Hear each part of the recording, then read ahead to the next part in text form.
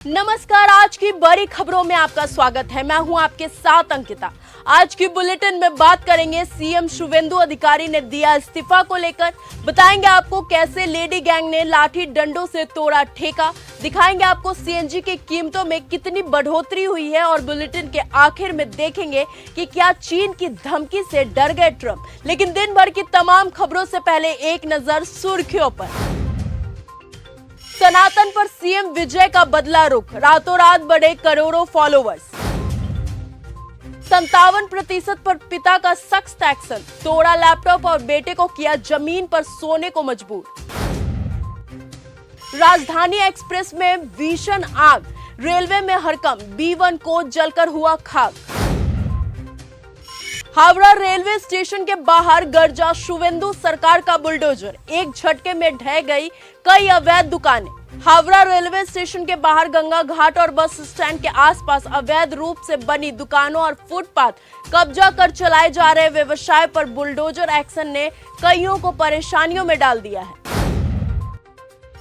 बंगाल के सीएम शुवेंदु अधिकारी ने दिया इस्तीफा। पश्चिम बंगाल के मुख्यमंत्री शुवेंदु अधिकारी ने नंदीग्राम विधानसभा सीट से इस्तीफा दे दिया है। उन्होंने पश्चिम बंगाल विधानसभा चुनाव में नंदीग्राम और भवानीपुर विधानसभा सीट पर बम्पर वोटों के साथ जीत हासिल की थी। हालांकि अब उन्हें कोई एक सीट छोड़नी थी, इसीलिए उन्होंने नंदीग्राम सीट से इस्तीफा दे दिया।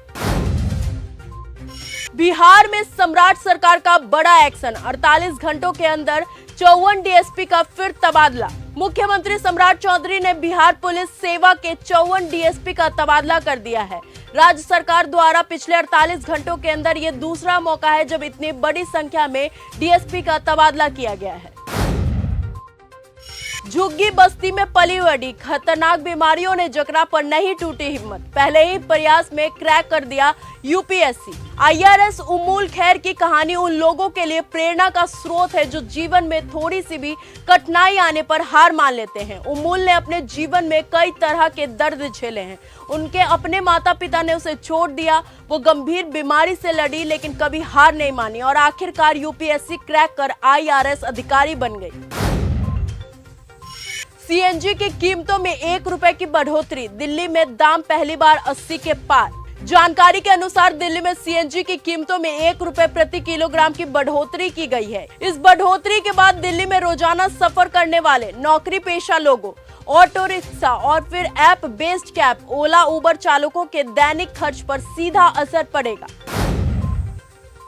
मेरा स्तर इतना गिरा नहीं, सीएम विजय से जलन की खबरों पर भड़के रजनीकांत, अफवाह उड़ाने वालों को घेरा। रजनीकांत ने चेन्नई में प्रेस कॉन्फ्रेंस कर तमिलनाडु चुनाव नतीजों के बाद उठ रही राजनीतिक अटकलों पर चुप्पी तोड़ी है। उन्होंने कहा कि विजय की टीवी के पार्टी की जीत पर उन्हें खुशी हुई और उन्होंने विजय को बधाई भी दी है। उन्होंने कहा कि विजय से उन्हें कोई जलन नहीं है। साथ ही उन्होंने एमके स्टालिन से मुलाकात को व्यक्तिगत दोस्ती का हिस्सा भी बताया है। हिम्मत है तो पकड़ कर दिखाओ, रांची पुलिस को खुली चुनौती देने वाला कुख्यात सुपारी किलर कोलकाता से गिरफ्तार। रांची पुलिस ने बीजेपी नेता अनिल टाइगर की हत्या और कारोबारी राधे श्याम साहू गोलीकांड के मुख्य सरगना वो कुख्यात सुपारी किलर अभिषेक उर्फ सूरज सिन्हा को 14 महीने बाद कोलकाता से गिरफ्तार कर लिया है। पुलिस को खुली चुनौती देने वाला यह आरोपी मोबाइल का इस्तेमाल न कर प्रतिबंधित ऐप्स के जरिए सुपारी लेता था।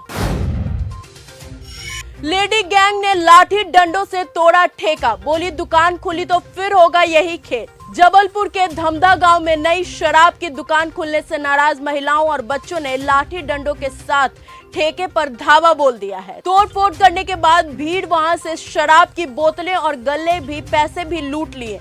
ग्रामीणों ने सुरक्षा का हवाला देकर पहले भी लिखित शिकायत की थी। फिलहाल पुलिस सीसीटीवी फुटेज के जरिए जांच कर रही है।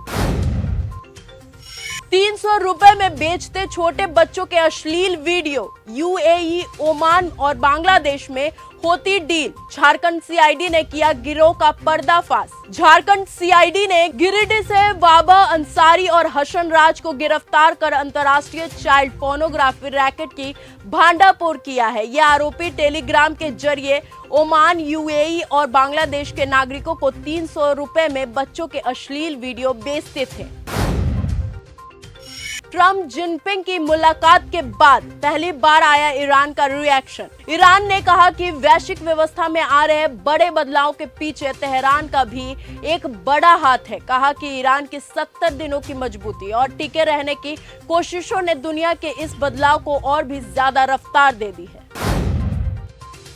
क्या चीन की धमकी से डर गए ट्रम्प? कहा ताइवान को अभी नहीं बेचेंगे हथियार। अमेरिकी कानून के मुताबिक अमेरिका ताइवान को अपनी रक्षा के लिए जरूरी सैन्य मदद देने के लिए बाध्य है।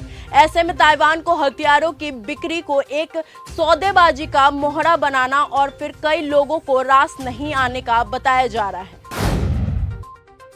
हॉर्मुज में हमारे जहाजों पर हमला बर्दाश्त नहीं। ईरानी अटैक से गुस्साए भारत ने यूएन में सुना डाला।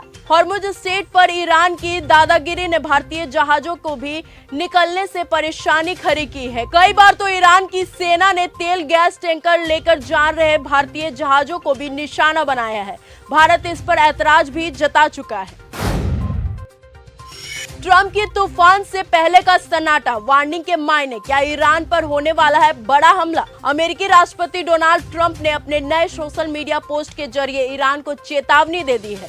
ईरान और अमेरिका के बीच चल रहे सीज फायर को ट्रम्प ने तूफान से पहले का सन्नाटा बताया है।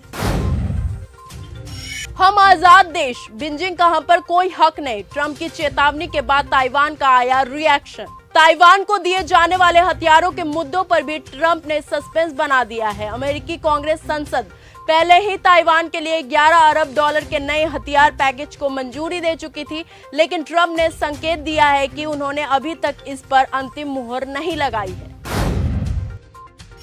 नीदरलैंड के भारत को चोल राजवंश के ताम्रपत्र वापस किए। पीएम मोदी बोले भारतीयों के लिए ये गर्व का क्षण है। नीदरलैंड में शनिवार को प्रधानमंत्री नरेंद्र मोदी की उपस्थिति में चोल राजवंश में जुड़े ताम्रपत्र शनिवार को भारत को वापस लौटा दिए गए हैं। ये ताम्रपत्र 11वीं शताब्दी के हैं और इस पहल को दोनों देशों के बीच प्रगाढ़ होते संबंधों के प्रतीक के रूप में देखा जा रहा है।